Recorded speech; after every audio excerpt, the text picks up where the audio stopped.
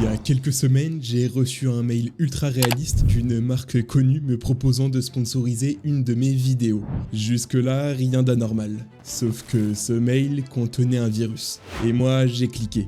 Enfin, c'est ce que voulaient ces escrocs pour probablement voler ma chaîne YouTube, mes mots de passe et bien plus encore. Quand on fait du contenu sur internet, on reçoit des dizaines de mails de partenariat chaque semaine. Et parfois, c'est presque impossible de faire la différence. Vous n'imaginez pas le nombre de créateurs qui ont déjà perdu leur chaîne à cause de ce genre de piège, comme par exemple l'Inquéteracide récemment, victime de cette arnaque pour diffuser du contenu en lien avec de la crypto-monnaie. Vous voyez toutes vos sécurités que vous mettez, sachez que ça sert à rien. Donc en gros, je fais des échanges de mails avec la personne. Qu'est-ce qu'il fait, Damien? Il ouvre le document pour le signer. Faut se reconnecter. Mets ton mot de passe, c'est pile bon. Alors dans cette vidéo, on va analyser ce mail de phishing, voir à quoi il ressemble, quelles techniques ils utilisent et surtout comment ne pas se faire avoir. Et tout a commencé avec ce mail, opportunité de partenariat rémunéré. Il est en anglais, mais la traduction automatique s'active toute seule. Bonjour, je vous contacte au nom de Highway VPN, un service qui aide les gens à naviguer sur internet en toute sécurité. Bon, pourquoi pas. C'est cohérent avec ce que je fais, je parle souvent de cybersécurité, donc jusque-là rien d'étrange.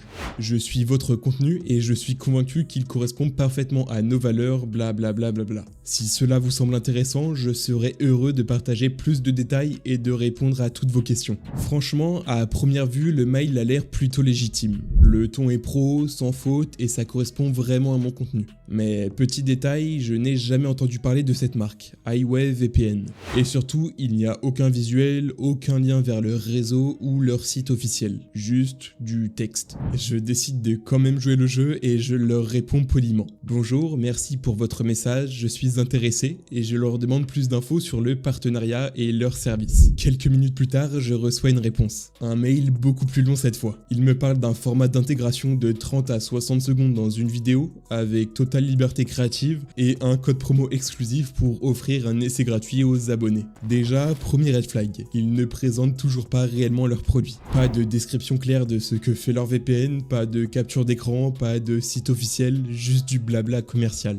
Ensuite, les partenariats sur YouTube en général durent entre 60 et 90 secondes. Et surtout, ce ne sont pas les marques qui fixent les prix d'intégration à la seconde près. D'habitude, c'est le créateur qui propose un tarif en fonction de ses vues et de son audience, mais là, ils me sortent une intégration de 30 secondes à 500 $ et 800 pour une intégration de 60 secondes. Et le pire, c'est la suite. Le paiement s'effectue en 2 étapes. 50% après confirmation du bon fonctionnement de l'application et 50% après approbation.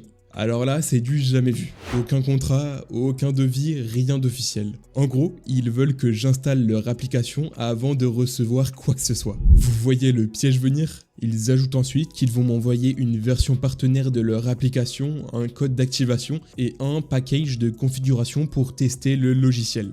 Bref, tout est fait pour paraître crédible, mais aucun détail concret derrière. À ce stade, je me dis, ok, pause, on va enquêter un peu. Regardons le nom de la personne qui m'écrit, John Holland. Ça sonne super générique. En cherchant sur internet, rien. Aucune trace d'un John Holland travaillant pour eux. Et pire, l'entreprise elle-même n'existe pas sur LinkedIn. Ensuite, regardons l'adresse mail de l'expéditeur. contact@highwayvpnsafeguard.us. À première vue, c'est propre. Mais quand je vérifie le domaine, on peut voir que le site n'est pas sécurisé et qu'il affiche simplement « Ce domaine a récemment été enregistré chez Namecheap, qui est un hébergeur bon marché ». Et quand je regarde les informations Whois pour obtenir des informations sur ce nom de domaine, je tombe sur sa date de création, le 25 août 2025. Donc le site a littéralement moins de 2 mois d'existence. Rien à voir avec un service sérieux comme ProtonVPN qui lui existe depuis 2016 par exemple. Là, je n'ai plus aucun doute. Mais pour être sûr, je continue mes recherches en tapant Highway VPN partenariat sur Google. On tombe directement sur un post Reddit d'un YouTuber d'environ 40 000 abonnés. Attention, des escrocs se font passer pour une fausse entreprise appelée Highway VPN. Ils envoient des mails très pro, puis vous demandent de télécharger un soi-disant contrat ou une application partenaire. Ce fichier contient en réalité un virus conçu pour voler vos mots de passe, vos portefeuilles crypto et même pirater votre chaîne YouTube. Et des dizaines de commentaires le confirment. Plusieurs créateurs racontent avoir reçu le même mail et certains se sont fait piéger. L'un d'eux explique même avoir perdu 2 chaînes YouTube à cause de ce logiciel malveillant. En cherchant ça, on tombe aussi sur leur site officiel. Tout est pensé pour imiter un vrai partenariat. Et cerise sur le gâteau, lorsque j'essaye de naviguer dessus, tous les boutons affichent la même erreur. Maintenance, veuillez réessayer plus tard. Comme par hasard, ça ne fait pas très pro quand même. D'ailleurs, quand j'ai voulu creuser un peu pour voir d'où il venait, je me suis rendu compte d'un truc. Il existe des outils capables de retrouver tout ce qu'on dit sur vous sur internet, même dans les coins les plus sombres. Et justement, c'est là que j'ai découvert Flare.io qui sponsorise cette vidéo. Et croyez-moi, c'est une dinguerie. Flare, c'est une solution qui scanne des millions de données chaque jour sur internet provenant de plus d'une centaine de sources. Dark web, channel Telegram, forum, fuite de données et bien plus encore. C'est tellement puissant que l'accès est réservé aux entreprises et soumis à un processus de vérification. Ce qui m'a bluffé, c'est la quantité d'infos ultra détaillées qu'on peut retrouver. Les messages publiés sur le dark web sans même avoir à y accéder directement, l'historique complet des conversations, une traduction automatique super pratique et plein de détails techniques qui aident à comprendre l'origine d'une menace. Et leur vrai point fort, c'est la possibilité de créer des alertes personnalisées. Vous choisissez un mot-clé, un nom, un domaine, une IP ou même un mot de passe et dès que ça apparaît quelque part sur internet, boum, vous êtes notifié. Par exemple, si quelqu'un se fait piéger par un mail de phishing, comme c'est le cas dans cette vidéo, il est possible de retrouver si ces infos ont été publiées sur Telegram. Et l'une des fonctionnalités les plus impressionnantes, c'est l'analyse des stealer logs. Flare permet d'analyser une machine infectée, de voir quel malware a été utilisé et même de retrouver les fichiers volés. Token Discord, cookies, mots de passe enregistrés, formulaire auto-rempli, tout ça pour récupérer les données sensibles avant qu'un attaquant puisse s'en servir. Bref, c'est une vraie mine d'or, je vous mets le lien en description. Maintenant que j'ai été sûr qu'il s'agissait d'une arnaque, j'ai décidé de m'amuser un peu et de jouer le rôle de la victime pour voir jusqu'où ils iraient. Et vous allez voir, c'est incroyable. C'est bon pour moi pour 2000 €. Est-ce que c'est bon pour vous? Et je signe Inoxtag. En gros, je propose presque 3 fois leur tarif et en signant avec le nom d'un autre gros youtubeur pour vérifier s'ils lisaient vraiment mes réponses. Et évidemment, réponse quasi instantanée de leur part. Bonjour Inoxtag, parfait. Merci pour la confirmation. Nous sommes ravis de poursuivre l'intégration à 2000 $. Waouh, alors là, j'en suis venu à me demander si c'était même une vraie personne derrière l'écran ou une intelligence artificielle car chaque mail arrive en quelques minutes. Ils veulent donc savoir quel système j'utilise, Windows ou Mac. Là encore, plutôt logique. Ils demandent probablement l'OS pour envoyer la version du malware qui va s'exécuter correctement. Pour rigoler encore un coup, je leur envoie avant d'aller de l'avant, pourriez-vous s'il vous plaît confirmer le nom de domaine officiel ou le site web de Highway VPN. Je veux juste m'assurer de communiquer avec la bonne équipe et cette fois-ci en signant avec Squeezie. Et bien sûr, rebelote. Salut Squeezie, merci pour votre message. Notre domaine officiel est www.highwayvpn.us qui est d'ailleurs le même site web que j'avais trouvé précédemment. Ils proposent même d'inclure tout ça directement dans leur accord pour me donner confiance. Y a pas à dire, ils sont forts. Je joue donc la victime naïve, j'accepte de continuer et je dis être sur Windows. Et boum, il m'envoie la liste du package officiel. Lien de téléchargement Windows, code d'activation personnel, code promo pour les abonnés, visuel pour l'intégration et un protocole pour débloquer le premier paiement. Leur procédure est surréaliste, il faut ouvrir l'application, activer le code, se connecter à un serveur puis envoyer une capture d'écran montrant le statut connecté pour que leur équipe financière libère les 1000 $. Oui, vous avez bien lu, ça n'a aucun sens, mais par contre c'est parfait pour valider l'exécution d'un malware sur votre machine. Donc évidemment, je refuse de lancer quoi que ce soit sur ma machine principale. Non.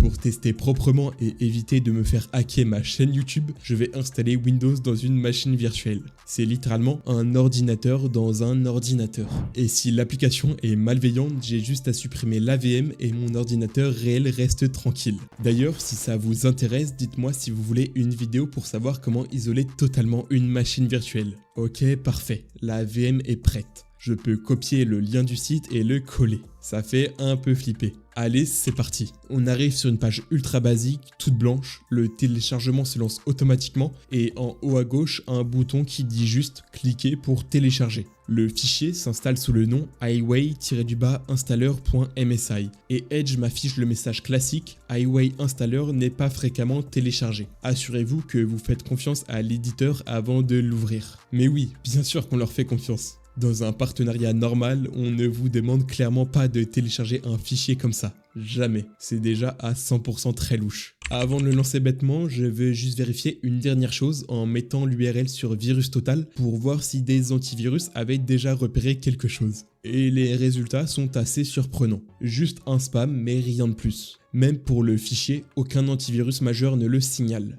Bizarre. Peut-être que c'est une campagne super récente et que les signatures ne sont pas encore remontées, même si on peut voir que quelqu'un l'a analysé il y a environ un mois. Pour réduire les risques autant que possible, je déconnecte la machine d'internet et je vérifie que Windows Defender est actif. Parfait, tout est bon. J'exécute donc le fichier. L'installation se lance. Windows me demande ensuite si j'autorise une application d'un éditeur inconnu à modifier l'ordinateur et je clique sur oui pour la vidéo.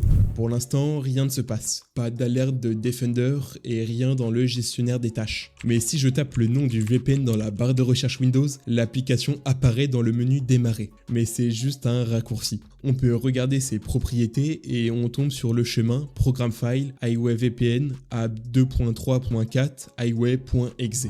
Ok, on a un exécutable en place. Ça ne sent pas très bon, mais je vais quand même le lancer. Et là, une fenêtre marron apparaît, avec un très mauvais design d'ailleurs. Il y a un message qui nous dit que certaines fonctionnalités peuvent ne pas fonctionner correctement et un bouton continuer. Ils n'ont même pas pris le temps de soigner l'interface jusqu'au bout.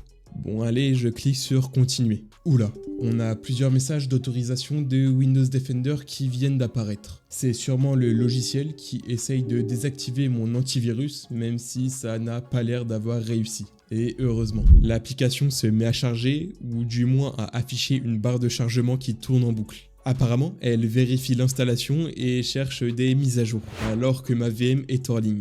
Pas très logique. Le chargement est infini. Je pense que c'est probablement un infostealer. Un programme qui fouille discrètement votre disque, copie des fichiers sensibles, scrute les profils de navigateurs pour récupérer des cookies et des tokens, cherche des portefeuilles crypto et peut même tenter de se connecter à vos comptes en utilisant les sessions existantes sans jamais vous demander vos mots de passe. Si j'avais fait ça sur ma propre machine, vous n'auriez probablement pas regardé cette vidéo, mais plutôt un stream de crypto-monnaie à 4h du matin. C'est super puissant et si des gens ne sont pas sensibilisés ou ne font pas attention, ça peut aller très vite. Allez, clic droit, je supprime cette machine virtuelle. Et voilà, tout disparaît sans risque pour mon ordinateur réel. Et petite info pratique, si vous êtes sur Windows, vous avez aussi la possibilité d'utiliser Windows Sandbox. C'est comme une VM ultra légère intégrée à Windows qui crée un bureau temporaire isolé sans toucher à votre système principal. Ça s'active très facilement et une fois lancé, tout ce que vous faites là-dedans disparaît quand vous fermez la Sandbox. Ce qui est fou, c'est qu'en réalisant cette vidéo, je me suis rendu compte d'un truc. Ces campagnes de phishing sont très éphémères. Quelques semaines après mes premiers échanges, certaines adresses mail étaient déjà introuvables, les sites web n'existaient plus et Gmail commençait même à marquer certains de ces mails comme dangereux automatiquement. Si vous voulez, je peux faire une deuxième partie où on analysera un autre type de faux partenariat avec des méthodes très différentes, comme un faux document PDF piégé ou un faux site DocuSign qui clone parfaitement le site officiel pour vous pousser à télécharger une archive zip contenant un malware. Franchement, j'ai trouvé ça super intéressant de creuser un peu toutes ces techniques utilisées dans ce mail malveillant.